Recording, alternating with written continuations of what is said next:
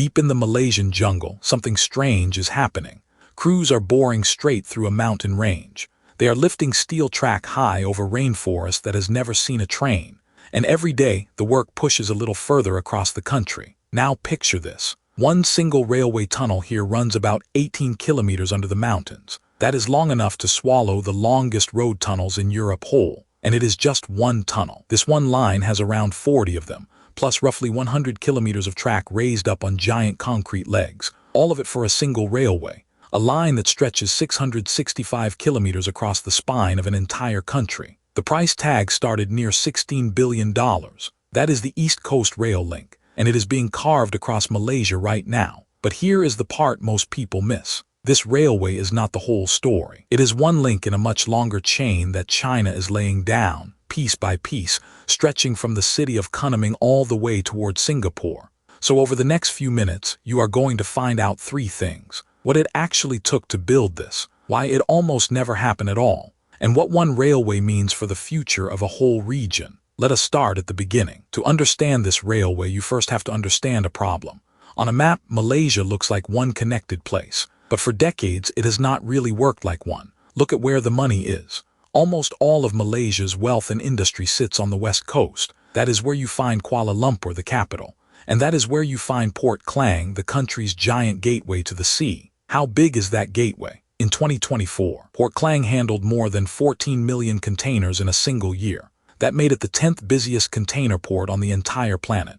Ships from everywhere come and go. The west coast is the engine that runs the whole country. Now look at the other side, the east coast. States like Kelantan, Terengganu, and Pahang.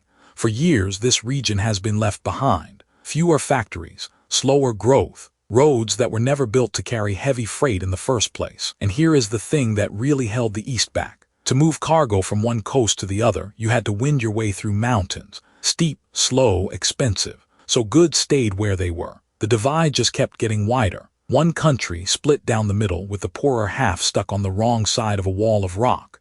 Now zoom out even further, because there is a second strange thing about Malaysia's geography. The country sits right beside the Strait of Malacca. That narrow stretch of water is one of the busiest shipping lanes on Earth. Roughly 1/3 of all the oil that moves by sea has passed through it. That is more than goes through the Suez Canal. So you would think Malaysia is perfectly placed. Goods flowing past its doorstep day and night. But there is a catch. To get from one side of the peninsula to the other by ship, vessels still have to sail all the way around the bottom tip of the country. It is a long, slow detour around the edge of the map. So put it all together. A rich west, a poor east, a wall of mountains in between, and one of the world's great waterways sitting just offshore that the country could not fully use. That is the gap.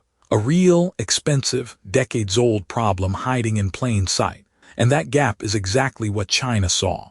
Because solving Malaysia's problem, it turned out, would also serve an ambition of China's own. So who actually builds a railway like this? The main contractor is a Chinese company called China Communications Construction Company. The name is a mouthful, so let us just say it is one of the largest builders of roads, ports, and railways anywhere in the world. If you need a mountain moved, these are the people you call. Then there is the money. Building this line was never going to be cheap, and most of the financing came from one place, China's Export-Import Bank, a state lender often shortened to China Exim Bank. At the start, the whole project carried a price tag of around 65.5 billion ringgit. In dollars, that is close to 16 billion. An enormous bet on a single line. But a railway is not just steel and loans. It is people. Around 13,000 workers have been employed on this project. It is a mix of Malaysian workers on the ground and Chinese engineers and specialists guiding the hardest parts. And more than 90% of the spending went to local suppliers and businesses inside Malaysia. For a while, the plan rolled forward. Construction began in 2017. Then came the twist. In 2018, Malaysia held an election, and the government changed. The new leader was a veteran politician named Mahathir Mohamad, and he looked at the deal his predecessors had signed and he did not like what he saw, so he did something dramatic. He suspended the entire project, stopped it cold. His worry was simple. He feared the debt was too heavy and that the terms of the deal leaned too far in China's favor. For a year, one of the biggest railways in Southeast Asia just sat there, frozen. But here is what makes this story interesting. Malaysia did not cancel the railway. Instead, the two sides went back to the table and renegotiated. And in 2019, they reached a new deal. The price was slashed from 65.5 billion ringgit down to 44 billion. That is a cut of more than 21 billion ringgit, almost a third off the original cost. Malaysia also won something else. A new arrangement where the Chinese contractor would help run the railway after it was built, sharing the job 50-50. Then, in July of 2019, the machines roared back to life. Construction resumed. Now think about what that renegotiation really tells you. China agreed to a much worse deal rather than walk away. They took a smaller payout just to keep the line alive. And that one fact reveals something important. It tells you just how badly Beijing needed this railway built. So let us actually trace this railway from one end to the other. It starts on the west coast at Port Klang, that giant container hub we talked about. From there, the line runs inland, through the busy region around Kuala Lumpur. Then it turns and pushes across the central mountains to the city of Kuantan on the east coast. And from there it heads north, all the way up to Kota Bharu, near the border with Thailand. In total, that is 665 kilometers of brand new track. And here is the first thing that makes this line special. It is built to what engineers call standard gauge. Now, what does that actually mean? Gauge is just the distance between the two rails. Standard gauge sets them about 1.5 meters apart. Why does that matter? Because Malaysia's older railways used a narrower track. Narrower track means slower, lighter trains. This new wider track is the same kind used by high-speed and heavy freight railways all over the world. Wider rails can carry faster trains and heavier loads, so this is not just a new line. It is a modern upgrade to a whole different class of railway, and that shows up in the speeds. Passenger trains on this line are designed to run at up to 160 kilometers an hour. That is genuinely fast. Freight trains, hauling heavy cargo, can move at up to 80 kilometers an hour. So one line does two very different jobs at once. By day, it can whisk people between cities. At the same time, it can drag long trains of containers across the country. There is one more detail worth knowing. The railway is built as a double track. That just means two parallel lines side by side, so trains can run in both directions at the same time, without one having to stop and wait for the other to pass. It is a small thing that makes a big difference to how much the line can carry. Along the way, there are around 20 stations. Some are built just for passengers. Others double as cargo terminals, placed right next to industrial zones, so factories can load goods straight onto the train. There are also several interchange points, where this new railway meets the country's existing transport networks. Think about what that does for the East Coast. A factory in a once sleepy region can now put its products on a train and send them straight to the country's biggest port. Workers can commute between cities that used to feel a world apart, coast to coast fast. That is the whole promise of this line in one picture.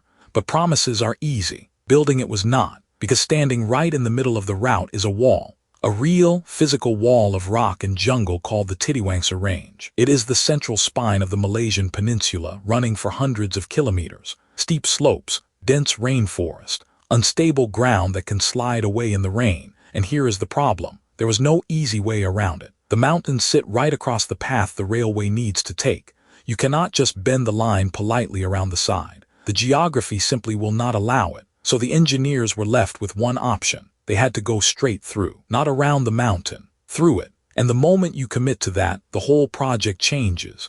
It stops being a simple matter of laying track across open ground and becomes a battle against the rock itself. And going through that mountain range pushed them into some of the hardest, most dangerous construction work in the history of Southeast Asia. So how do you push a railway through a mountain that refuses to move? You dig. A lot. This line includes around 40 separate tunnels, and together they stretch for tens of kilometers through solid rock. The biggest of them all is the giant twin tunnel near Gombak and Bentong. It runs about 18 kilometers straight under the Titiwangsa Range. 18 kilometers underground through the heart of a mountain. And here is something clever. The crews did not dig every tunnel the same way. Different rock needs different tools, so they used two completely different methods. For the hard, solid rock, they brought in tunnel boring machines. Picture a colossal mechanical worm as wide as a building, with a giant spinning cutting head on the front. It grinds forward through the stone slowly, hour after hour, lining the tunnel behind it as it goes. It is one of the most impressive machines in all of engineering. But not all ground is solid. Some of it is loose, broken, and unstable. A boring machine could get stuck or even collapse the ground around it. So for those sections, the crews switched to an older method called drill and blast.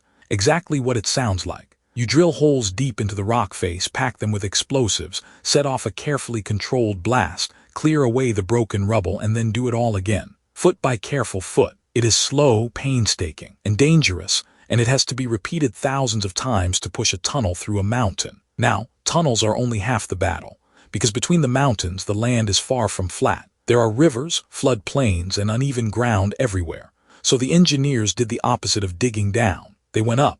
They built roughly 100 kilometers of elevated track, raising the railway high in the air on rows of massive concrete legs called viaducts. Imagine a bridge that just keeps going, carrying the train safely above the rivers and the floods below. And speaking of floods, that is the next problem. This part of the world gets hit by powerful monsoon rains, heavy flooding, landslides that can wash away a hillside overnight. So every tunnel, every viaduct, every meter of track had to be engineered not just for a clear, sunny morning, but to survive decades of the worst weather nature can throw at it. Then there was a problem you might not expect: access. Many of the sections deep in the jungle had no roads at all. None. You cannot drive a giant boring machine through untouched rainforest.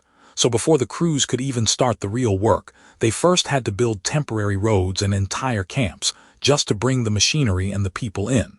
They had to build their way to the place where they would build. Put it all together, and this is a staggering feat of engineering. The tunnels, the viaducts, the monsoons, the remote jungle. An enormous human effort carved across an entire country. At its peak, this was a project employing around 13,000 workers, all grinding away at the same impossible goal, day after day, season after season. But here is the thing. The engineering is only half the story. As impressive as it is, the real reason this railway exists, the why behind every one of those tunnels, sits far outside Malaysia entirely. To see the real reason, you have to zoom all the way out, far beyond Malaysia, because this railway is part of a much bigger idea with a name: the Kunming to Singapore Railway. Sometimes people call it the Pan-Asian Railway. The dream behind it is simple and it is huge. A single rail corridor running from southern China down through Laos, then Thailand, then Malaysia, all the way to Singapore at the very tip of the region. One spine of steel connecting the heart of China to the edge of the sea. Now you might be thinking that sounds like a fantasy,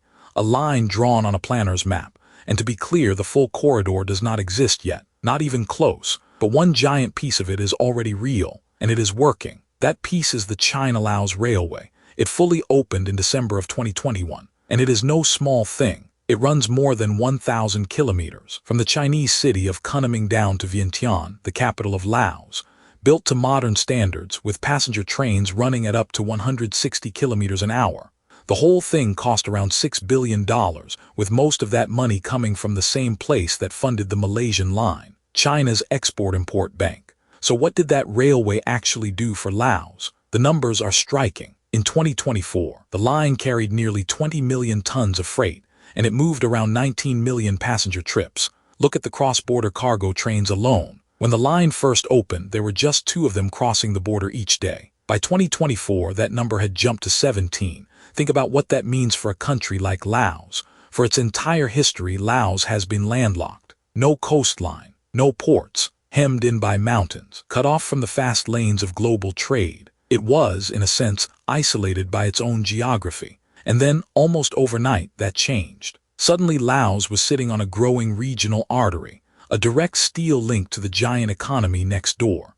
Cargo that once took days to crawl across the border by truck could now cross in a matter of hours. A country that was once a dead end became a corridor. That is the proof that this idea is not just a dream on paper. It is steel in the ground, carrying real trains today. The first big section of the chain is built and running, but a chain is only as good as its links. And from Laos, the corridor wants to keep pushing south. The next major piece, waiting at the bottom of the map, ready to connect, is Malaysia's East Coast Rail Link. The very railway we have been watching get carved through the jungle. So the chain runs from China, through Laos, and the next country in line is Thailand. And Thailand is building its piece too. A high-speed railway from Bangkok up toward the town of Nong Khai on the Lao border.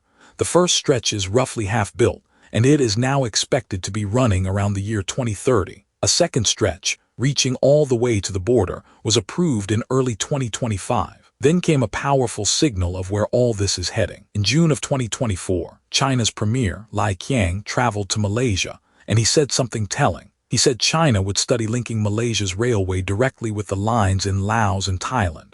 In other words, joining the pieces, turning the dream of one continuous corridor into a real plan. So how does all of this fit together? It is part of something China calls the Belt and Road Initiative. Think of it as a giant global strategy, a web of roads, ports, railways, and pipelines that China helps build and finance all over the world. The goal is to make trade faster and cheaper, and to route more of that trade through infrastructure that China helped create. And remember that 50-50 arrangement from earlier. It runs deeper than just construction. It means China does not just build Malaysia's railway and leave. China helps operate it for years and years after the last rail is laid. The involvement does not end. It continues. Now here is the strategic prize, the real reason this matters so much to Beijing. Cast your mind back to that crowded Strait of Malacca. Remember, around 80% of China's imported oil arrives by sea, and a huge share of it squeezes through that single narrow strait, one waterway, a choke point that China does not control. Chinese leaders even have a name for this fear. They call it the Malacca Dilemma, the worry that in a crisis, that vital sea lane could be blocked or cut off, and China would be left exposed. So imagine the appeal of an overland route, a way to move goods across the region by rail, on solid ground, reducing the reliance on that one vulnerable strait. That is the dream these railways quietly serve. Now, to be fair, rail cannot fully replace those oil tankers. The volumes flowing through Malacca are simply too vast for trains and pipelines to match. But every overland link still chips away at the dependence. Every section makes China a little less hostage to a single stretch of sea. So that is the grand story. Development for the region and security for China, all rolled into one elegant network of steel. It sounds almost too perfect. And a story this neat should always make you pause, because it invites a much harder question. Who, in the end, really benefits? So let us take that harder question seriously, because the critics have a real point and it deserves a fair hearing. Here is the worry. China is not just building this railway. China is financing it, supplying much of the equipment and helping to run it for years afterward. Stack all of that up, and you get a country whose most important new railway depends on Chinese contractors, Chinese loans, Chinese standards, and Chinese operators. That is a deep, long-term reliance on a single foreign power. Some analysts call this the influence corridor.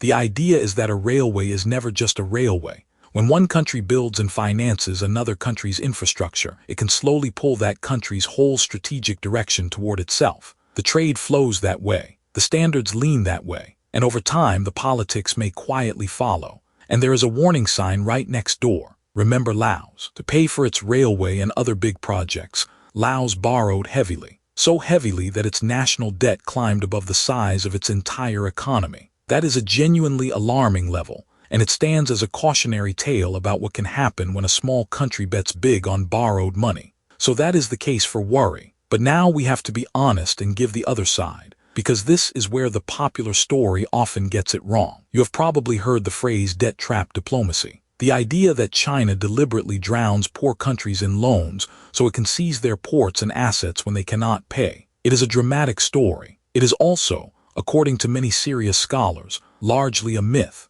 Researchers like Deborah Brodegam have looked hard for evidence that China systematically grabs assets when borrowers default, and they have not found a clear pattern of it actually happening. Take the most famous example people cite, a port in Sri Lanka called Hambantota.